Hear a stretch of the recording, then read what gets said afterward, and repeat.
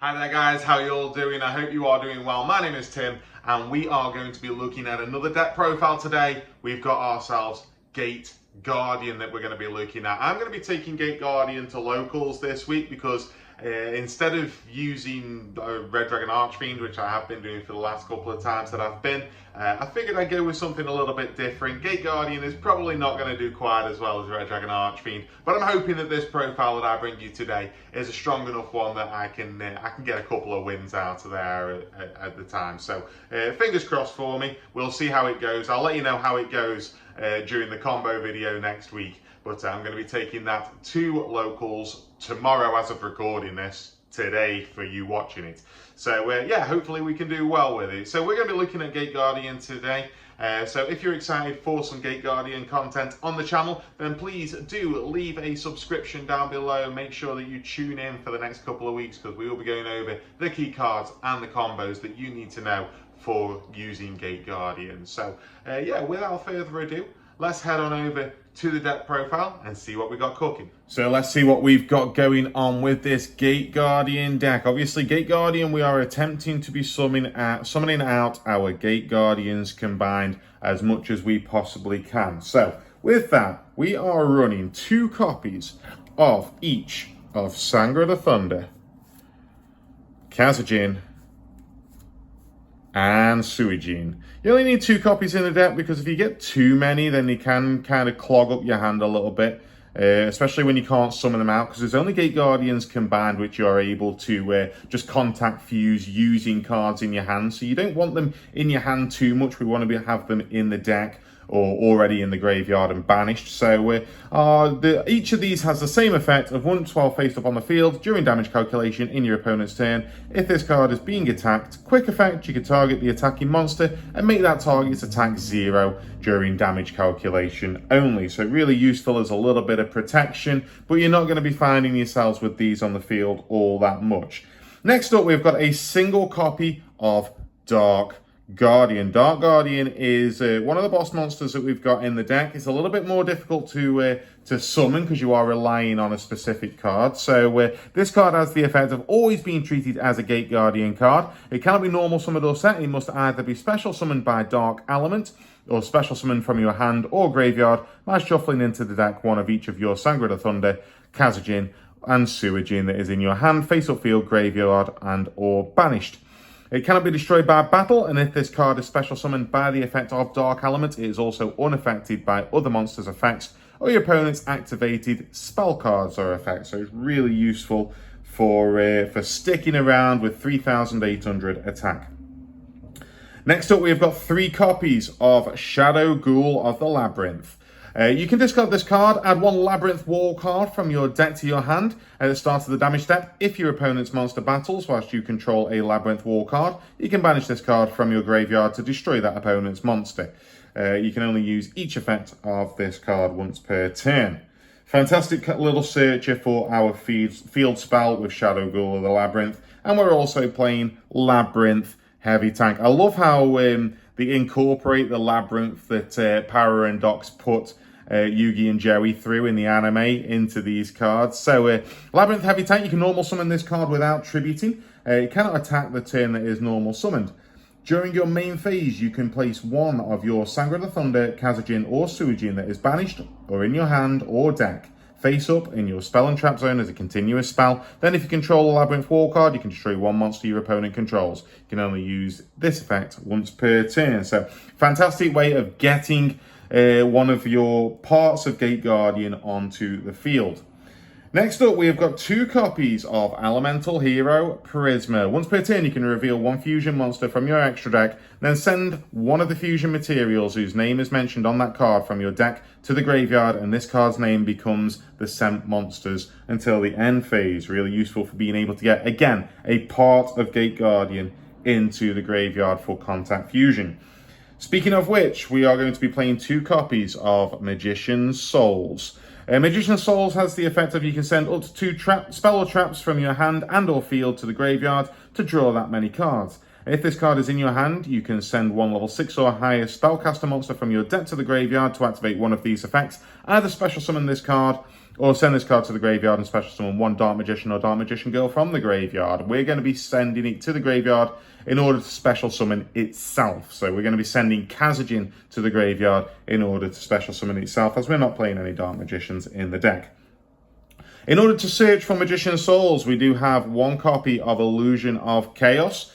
We can't actually ritual summon it because we're not playing Chaos form, but you can ritual summon this card with Chaos form. You can reveal this card in your hand, add one Dark Magician or one non-ritual monster that mentions it from your deck to your hand, then place one card from your hand on top of the deck, which will usually be Illusion of Chaos itself.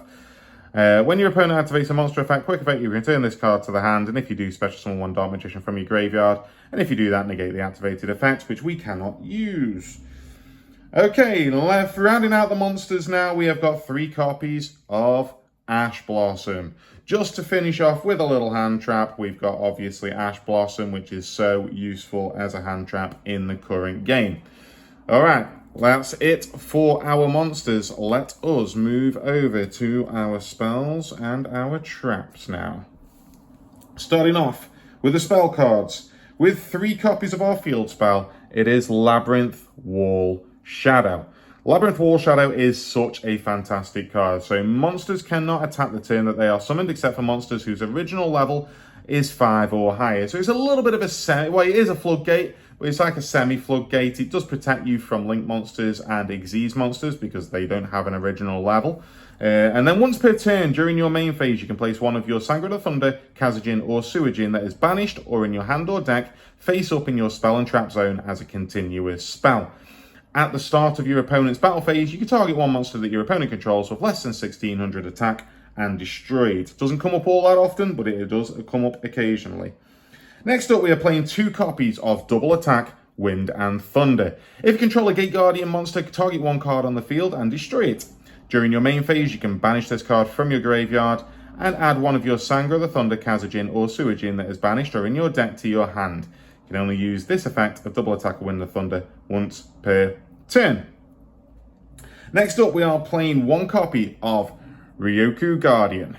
If your life points are lower than your opponent's, target one monster that you control with Gate Guardian in its original name. Half the opponent's life points, then that monster gains attack equal to the opponent's life points. You can banish this card from your graveyard to add one of your Sangre de Thunder, Kazajin, or Suijin that is banished or in your deck to your hand.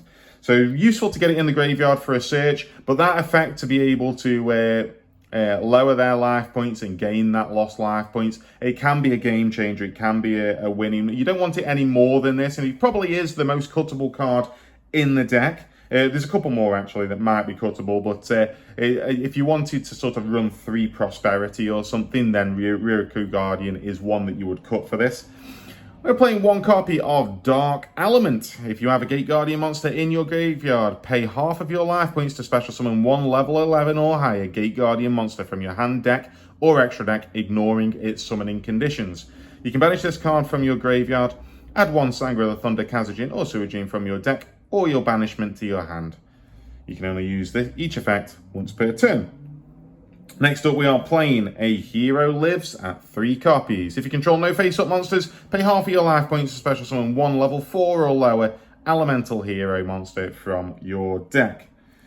And we are also playing 3 copies of Fusion Deployment.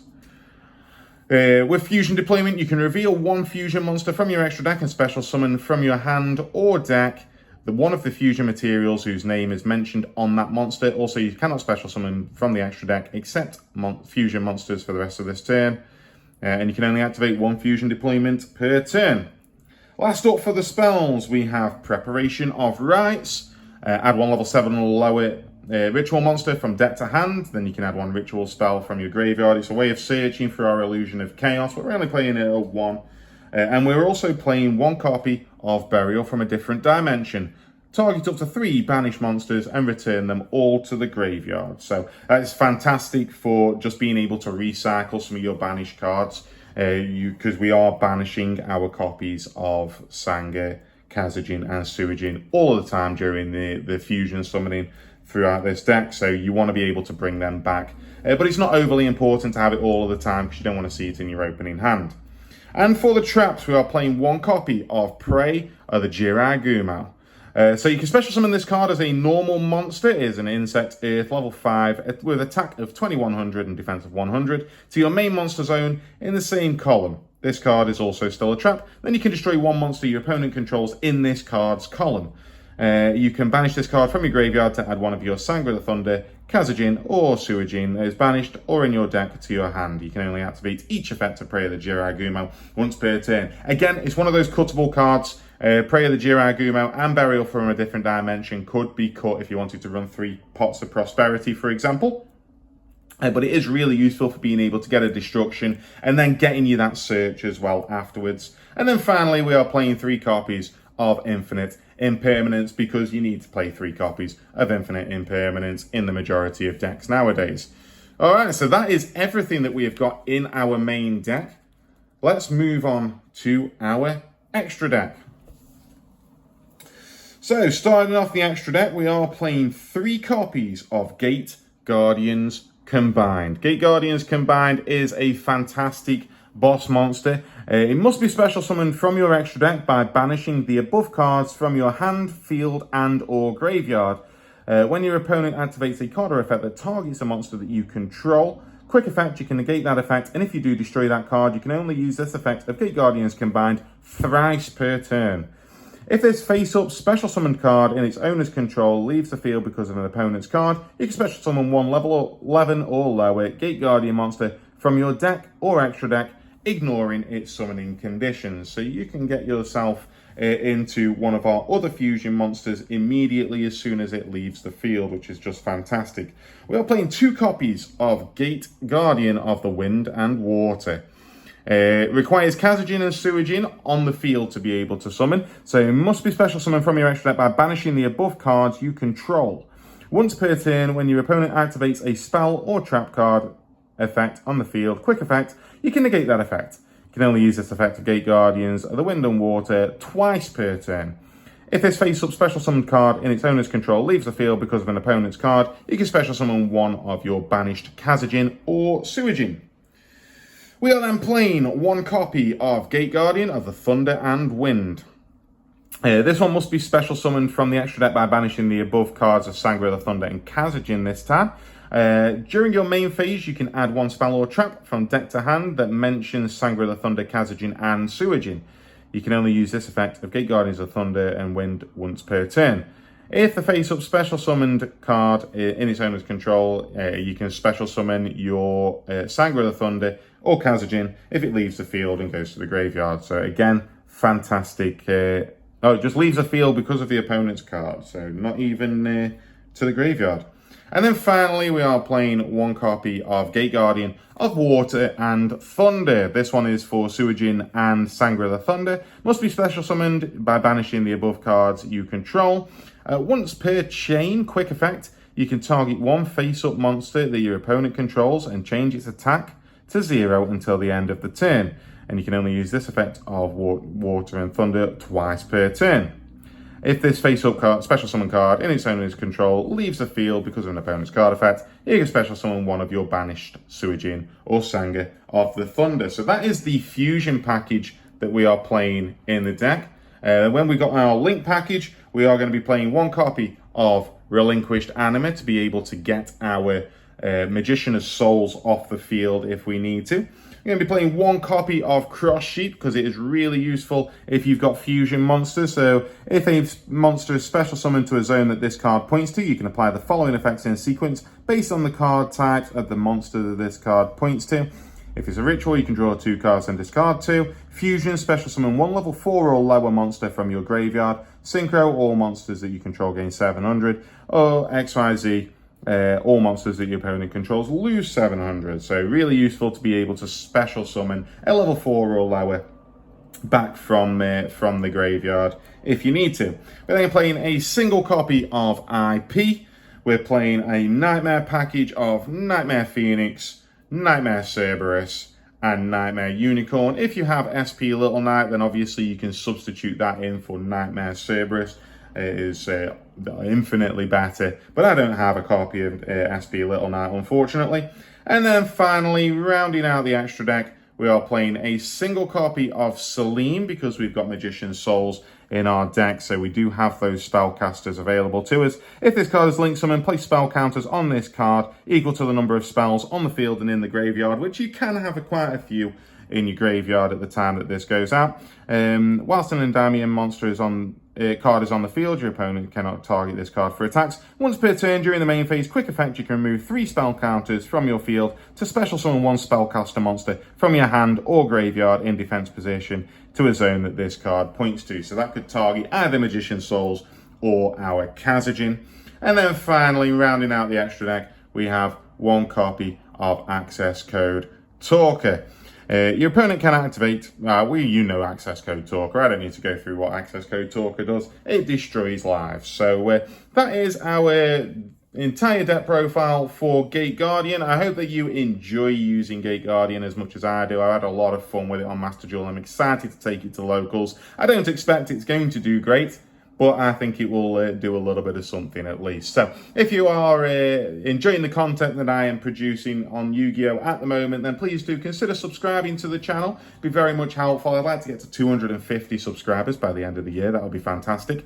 And we also do Pokemon content as well. So we have plenty of TCG content on the channel available to you. So thank you very much, everybody who has watched this video. And please do leave a like down below. Thank you very much, and I'll see you later. Bye.